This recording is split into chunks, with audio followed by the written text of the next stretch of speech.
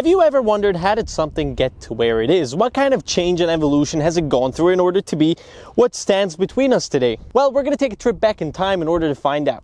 We begin our story in the late 80s and early 90s, a time when BMW unveiled the 8 Series, a car hailed as one of the most stunning designs of its era. It was a technological masterpiece, crafted to allure those, well, with deep pockets. However, it drove so bad that it became a miserable failure. People called it an embarrassment to drive. Determined to right this wrong, BMW handed the 8 Series to their legendary M division, hoping to inject some life into those good looks. And they did, by introducing a V12 engine to a BMW M car for the first time ever. Well, this must have done the trick. No, because people were still under the impression that there has been no changes to the car, and because there isn't a single M badge on the car, people were still under the impression that this is a good looking car, but definitely not a good driving one. 25 years ago, BMW have decided to kill the E31 altogether, and we didn't hear of the number 8 from BMW again until 2019. And I know the i8 came out, but we just ignore that and move on. But this time around, they've added 2 different variants, the Coupe model and the Grand Coupe. They also get many different trims. You get the M8 First Edition, one of 8, which is a Grand Coupe, and then the First Edition, one of 400, which is this one, and you get 400 of these also only in Grand Coupe. You get the 840 in Grand Coupe and in the Coupe model, and you get the 850 in both Coupe and Grand Coupe, and you get the M8 and the M8 Competition, so in both Coupe and Grand Coupe. I hope that's everything. And I've always wondered who a car like this is made for. Is it a pilot, or is it a doctor, or is it a retired real estate guy? But let's just ditch the labels. This car is made for anybody who values precision and performance delivered in a very subtle way. The BMW M8 Competition sits high at 1,362 millimeters, and it is 4,867 millimeters long, which is longer than the line of people who wanted to buy the E31. You get 420 liters of trunk space. It worked. I knew it would. Which in a car this fast is definitely unheard of.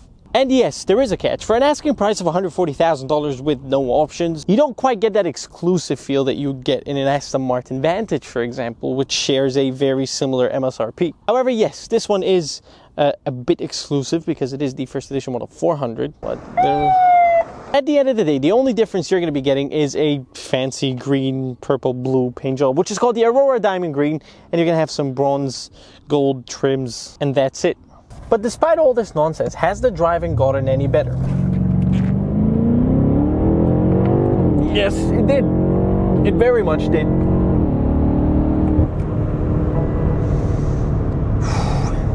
You see, driving this car for me is a very limitless experience. It just feels like you're gliding on the road. And all of this can happen, of course, because of its 4.4 liter V8 twin turbo engine that makes 625 horsepower, 553 foot-pound of torque, driving all its 4 wheels. You see, in the area today, there's a lot of police, and I don't know what the reason behind that is. So we're just gonna keep it civil. If you want to see me driving the hell out of this car, there's many videos of which I've done that in. So today we're just gonna keep it civil, and I'm gonna talk about the beauty of the car. The E31 was known to be an extremely good looking and elegant car, but much like the E31, the BMW M8 Competition is good looking and elegant. However, much unlike the E31, it's aggressive, it's loud, and it's a symbol of, well, nothing really. That is besides the point. The BMW M8 Competition is one of those things that the more you look at them, the prettier they get. And the more time you spend with them, the more you'll learn to appreciate them. You see, when it comes to the exterior, I think it is extremely good looking. The front end is just beautiful.